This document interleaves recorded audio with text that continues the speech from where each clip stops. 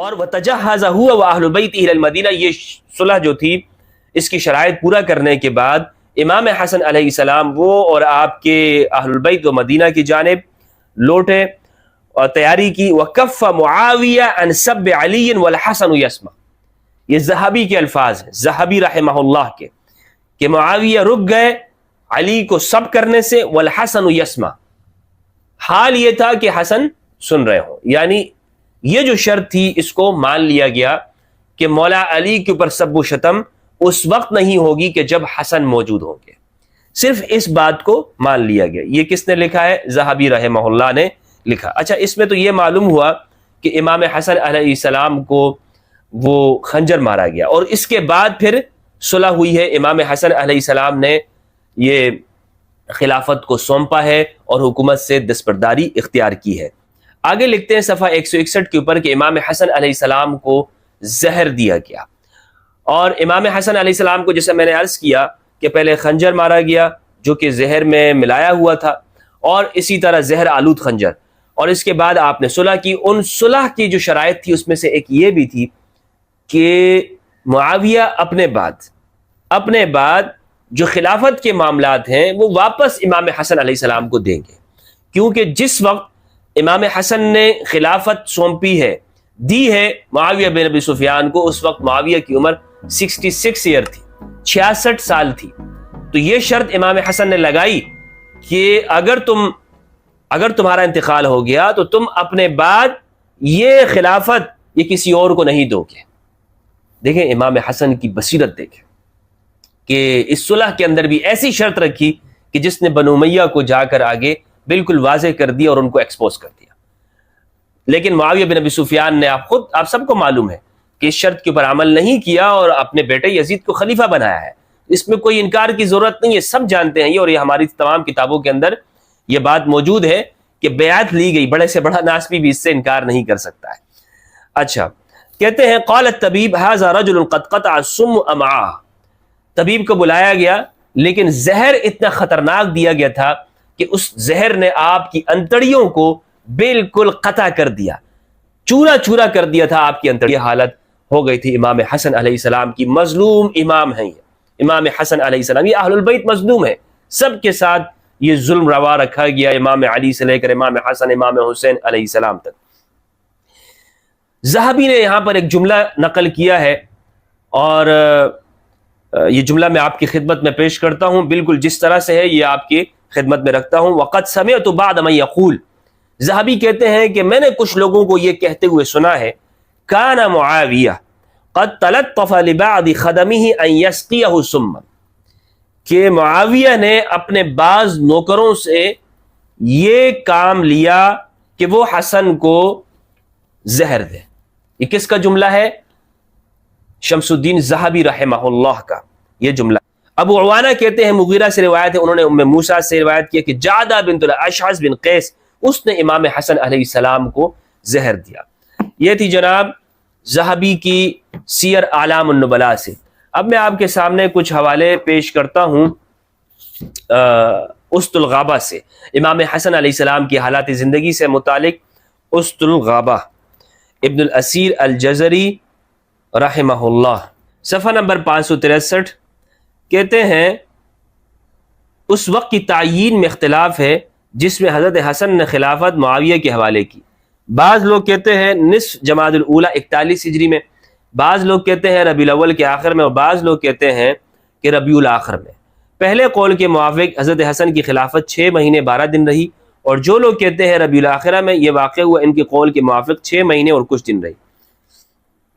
انہی لوگوں کا قول صحیح ہے جو کہتے ہیں 41 ہجری میں یہ صلح ہوئی، اور جن لوگوں کا قول 40 ہجری ہے ان سے یہ وہم ہو گیا ہے. اچھا، امام حسن علیہ السلام نے جب یہ خلافت حوالے کی تو معاویہ بن ابی سفیان اور عمر بن عاص یہ آپ کے پاس آئے. تو ایک خطبہ امام حسن علیہ السلام نے معاویہ اور عمر بن عاص کے سامنے دیا ہے. یہ میں اسد الغابہ سے پیش کرتا ہوں جس طرح کے یہاں پر نقل ہے، اور میرے سامنے یہ اردو ترجمہ ہے تاکہ یہ اردو ترجمہ یہ سند کے طور پر ہو. ترجمہ کیا ہے عبدالشکور لکھنوی صاحب نے، دیوبندی عالم دین ہے، یہ آپ کے سامنے پیش کرتا ہوں. کہتے ہیں جب حضرت حسن نے معاویہ سے صلح کی، بیعت کی، تو قبل اس کے کہ حضرت معاویہ کوفہ میں آئیں، حضرت حسن نے خطبہ پڑھا اور فرمایا کہ اے لوگو، ہم تمہارے سردار اور تمہارے مہمان ہیں، اور ہم تمہارے نبی کے اہل البیت میں سے ہیں، جن سے اللہ نے ناپاکی کو دور کر دیا اور انہیں خوب پاک کر دیا ہے۔ اس کلمے کو کئی مرتبہ کہا، یہاں تک کہ سب لوگ رونے لگے اور ان کے رونے کی آواز کانوں میں آئی۔ جب معاویہ کوفہ پہنچے تو لوگوں نے ان سے بیعت کی۔ عمر بن العاص نے معاویہ سے کہا کہ آپ حضرت حسن سے کہیے کہ خطبہ پڑھیں۔ معاویہ نے کہا کہ ہمیں اس کی ضرورت نہیں ہے کہ یہ خطبہ دیں۔ عمر بن العاص نے کہا کہ میں اس کو مناسب سمجھتا ہوں، تاکہ ان کی ناقابلیت ظاہر ہو جائے کہ جب وہ خطبہ دیں گے تو لازمی بات ہے وہ اپنی شکست کا اعتراف کریں گے کہ میں یہ حکومت ان کے حوالے کر رہا ہوں، خلافت ان کو سونپ رہا ہوں۔ تو اس سے یہ معلوم ہوگا کہ دیکھو حسن کی ناقابلیت، جس طرح ایک انسان اقتدار سونپ رہا ہوتا ہے اور چھوڑ کے جا رہا ہوتا ہے تو اس کی جو حالت ہوتی ہے، تو امام حسن کی یہ حالت ظاہر کرنے کے لیے عمر بن العاص نے معاویہ کو یہ مشورہ دیا تھا۔ تو کیونکہ وہ ان باتوں کو نہیں جانتے، حضرت معاویہ نے کہا اے حسن اٹھو اور لوگوں سے بیان کرو جو ہمارے اور تمہارے درمیان میں واقعات گزرے ہیں، ان کو ظاہر کرو۔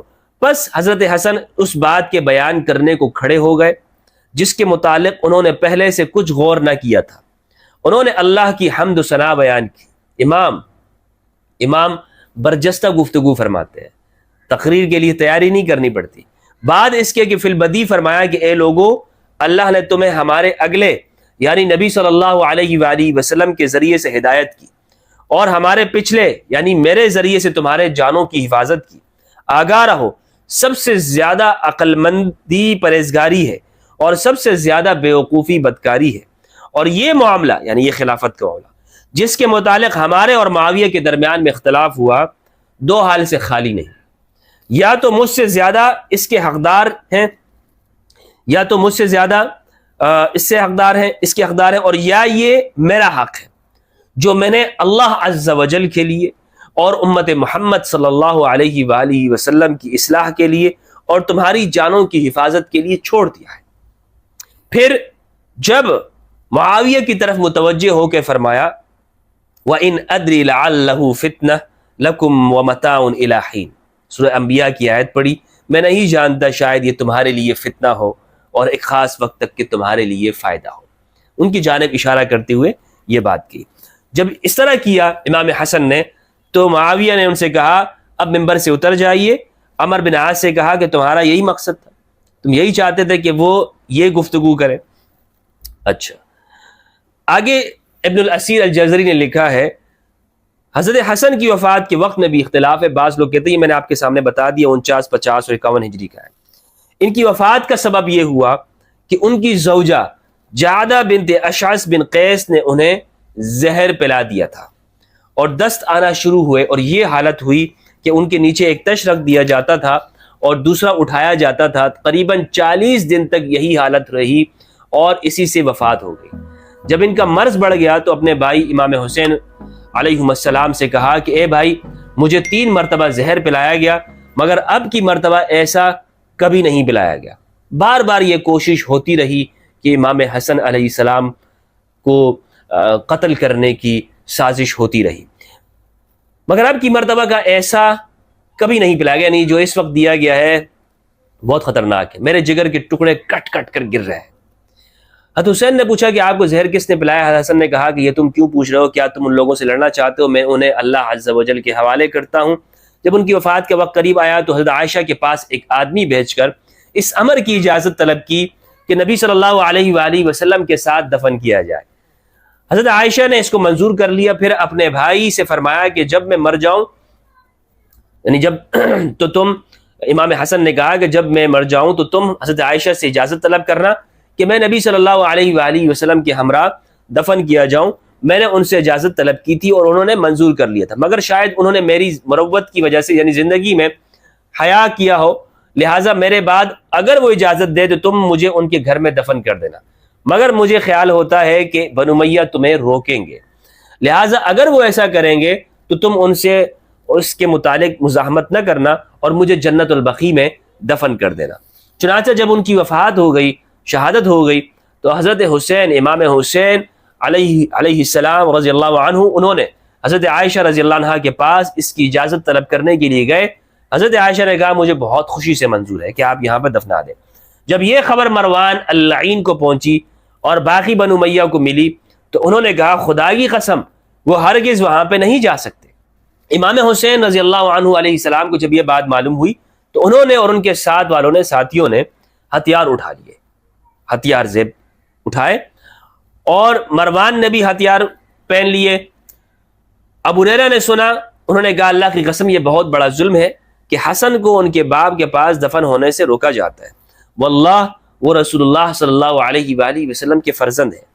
پھر وہ حضرت حسین کے پاس گیا اور ان کو سمجھایا اور اللہ کا واسطہ دلایا اور کہا کہ کیا آپ کے بھائی نے نہ کہا تھا اگر تمہیں بنو امیہ کی مخالفت کا خوف ہو تو مجھے مسلمانوں کے مقبرے میں لے جانا. امام حسین نے مان لیا اور انہیں جنت البقیع میں سیدہ زہرا علیہ السلام کے پہلو میں دفن کر دیا گیا, دفن کر دیا گیا. آگے لکھا ہے جب امام حسن کی وفات ہوئی تو بنو ہاشم کی عورتوں نے 1 مہینے تک ان کے لیے نوحہ کیا اور 1 سال تک سوگ کا لباس پہنا. تو اس سے معلوم ہوا کہ مروان نے مزاحمت کی تھی اور وہاں پر دفن نہیں ہونے دیا تھا.